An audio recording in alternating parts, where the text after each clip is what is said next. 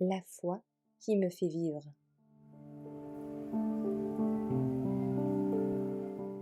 Dieu prendra soin de son Église le 3 octobre, objet de la considération suprême du ciel. Quand tu traverseras les eaux, je serai avec toi. Quand tu traverseras les fleuves, ils ne te submergeront pas. Quand tu marcheras dans le feu, tu ne seras pas brûlé, et la flamme ne s'allumera pas sur toi. Ésaïe 43, verset 2. Dieu a une Église sur la terre, qui est son peuple élu, qui garde ses commandements. Il conduit non pas des rejetons égarés, non pas un ici et un là, mais un peuple. Il n'y a pas lieu de douter et de craindre que l'œuvre ne réussisse pas.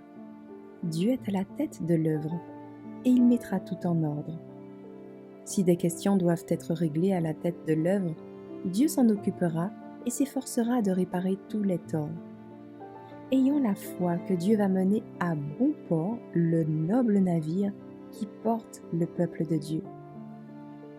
Lorsque j'ai voyagé de Portland, Maine à Boston, il y a de nombreuses années, une tempête s'est abattue sur nous et les grandes vagues nous ont secoués. Les lustres tombèrent et les coffres furent roulés d'un côté à l'autre comme des boules. Les passagers étaient effrayés et beaucoup criaient, attendant la mort. Après un moment, le pilote est monté à bord. Le capitaine se tenait près du pilote, alors qu'il prenait le gouvernail et exprimait sa crainte quant à la direction que prenait le navire.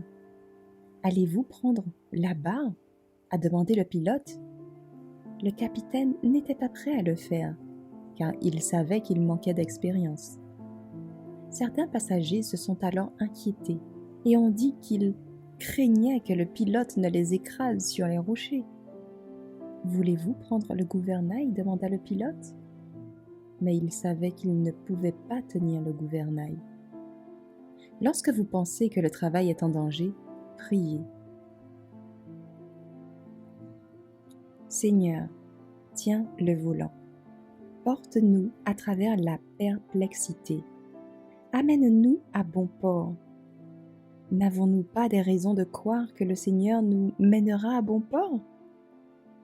Vous ne pouvez pas, avec vos esprits finis, comprendre le fonctionnement de toutes les providences de Dieu.